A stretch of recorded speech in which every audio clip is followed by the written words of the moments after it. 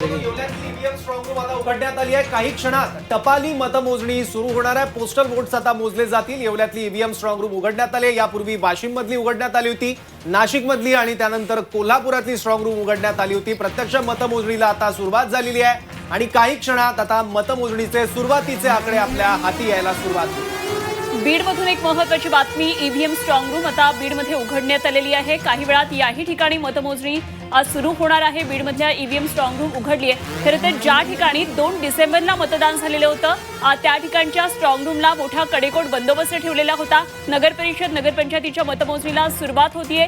काही क्षणामध्ये पहिला कल आता झी24 तासच्या हाती येईल। कुणाच्या गळ्यात विजयाची माळ पडणार, झी24 तासवर अचूक आणि वेगवान निकाल आपण पाहू शकणार आहात। काही वेळामध्ये आता मतमोजणी सुरू होऊन हे निकाल आपल्या हाती यायला सुरुवात होतील। स्ट्रॉंग रूम ठिकठिकाणच्या उघडण्यात आल्यात। यामध्ये आपल्याला पाहायला मिळालं बीडमधली स्ट्रॉंग रूम सुद्धा आता उघडण्यात आलेली आहे। लातूरमधून एक मोठी बातमी येते।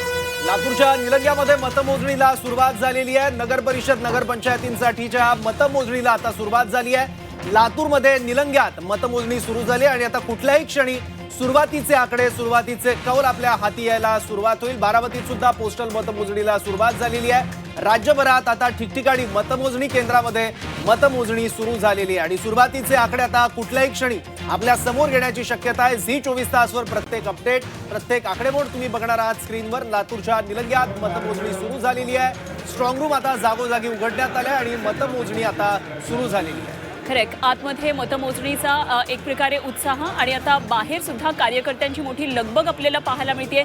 बीडमध्ये काही वेळापूर्वी आपण पाहिलं सौम्य लाठीचार्ज करावा लागला होता। कार्यकर्त्यांमध्ये एक प्रकारचा उत्साह दिसतोय। प्रत्येकाला आतमध्ये जाऊन पाहायचंय, निवडणुकीच्या निकालासंदर्भातले अपडेट्स त्यांच्या उमेदवारांपर्यंत बाहेर पोहोचवायचेत, लोकांपर्यंत पोहोचवायचेत आणि ही सगळी लगबग या दृश्यांमधून आपल्याला पाहायला मिळते।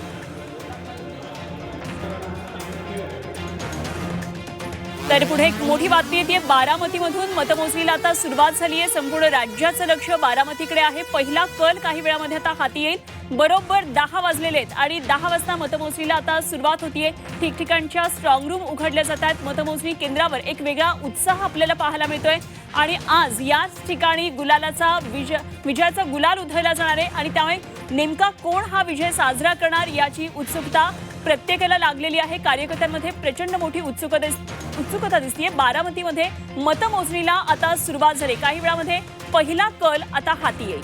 बारामतीमध्ये दोन्ही राष्ट्रवादी आमने सामने आहेत, त्यामुळे दोन्ही राष्ट्रवादीसाठी ही लढत प्रतिष्ठेची आहे। राष्ट्रवादी पक्षाचं होम ग्राउंड आहे बारामती, पण 2 गट पडल्यामुळे यावेळेसची निवडणूक मात्र वेगळी असणार आहे, कारण राष्ट्रवादीमध्ये फूट पडलेली आहे आणि त्याचं प्रतिबिंब इथल्या निवडणुकीत सुद्धा बघायला मिळालं। बारामतीमध्ये मतमोजणीला सुरुवात झालेली आहे। लातूरच्या निलंग्यात सुद्धा मतमोजणी सुरू झाली आहे। तर नागपूरमधली दृश्य आहे, तिथे सुद्धा कागदपत्र आपण बघतोय काही अधिकारी हातात घेत आहेत। याचा अर्थ मतमोजणीला नागपूरमध्ये सुद्धा सुरुवात झालेली आहे। निलंग्यात मतमोजणी सुरू झालेली आहे, त्याचबरोबर बारामतीमध्ये मतमोजणी सुरू झालेली आहे।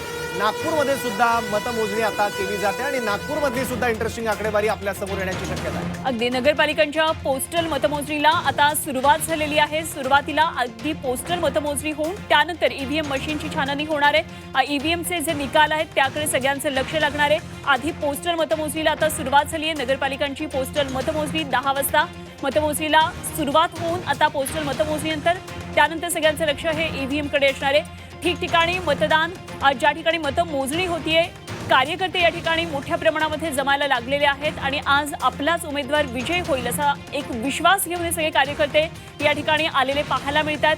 काही ठिकाणी अनुचित प्रकार घडण्याची शक्यता आहे आणि त्या दृष्टीनं पोलिसांनी त्यांची कुमक वाढवलेली आहे। मोठा बंदोबस्त ठिकठिकाणी मतमोजणी केंद्रांवर आपल्याला पाहायला मिळतोय। नाशिकमधून सुद्धा एक महत्त्वाची बातमी येते। या ठिकाणी मतमोजणीला आता सुरुवात झालेली आहे। वेगवेगळ्या ठिकाणचे मतमोजणी आणि तिथले निकाल आता आपल्याला पुढे येताना दिसतात। मतमोजणीला नाशिकमध्ये सुरुवात झालेली आहे। तर नाशिक, लातूर, बारामती पाठोपाठ, वाशिम पाठोपाठ सांगली जिल्ह्यातल्या देखील 6 नगर परिषद आणि 2 नगरपंचायतीच्या मतमोजणीला सुरुवात झालेली आहे। टपाली मतमोजणीनं मतमोजणीला सुरुवात झाली आहे। ईश्वरपूर, तासगाव, विटा, आष्टा, जत, पलूस आणि आटपाडी आणि शिराळा या नगरपंचायतीसाठी मतमोजणीला सुरुवात झाली आणि अमरावतीमध्ये सुद्धा आता कुठल्याही क्षणी मतमोजणी सुरू होऊ शकते। नाशिकमध्ये पोस्टल मतमोजणी सुरू झालेली आहे। कुठल्याही क्षणी आता आकडे स्क्रीनवर दिसायला सुरुवात होईल। आकडे म्हणजे सुरुवातीचा कौल आपल्या हाती येईल। थोड्याच वेळात पहिला कल हाती येणार आहे। सिंधुदुर्गात सुद्धा मतमोजणीला सुरुवात झालेली आहे। उरण नगर परिषदेच्या मतमोजणी केंद्रावर देखील आता मतमोजणीला सुरुवात होण्याची शक्यता आहे.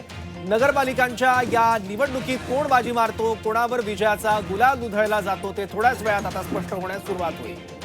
मतदान केंद्रांवर ज्या ठिकाणी मतमोजणी सुरू आहे अशा ठिकाणीची आपण ही दृश्य पाहत आहोत. सध्या लगबग सुरू आहे तिकडच्या ऑफिसर्सची मतमोजणी केंद्रावर आतल्या बाजूला अशा प्रकारे प्रक्रिया सुरू झालेली आहे.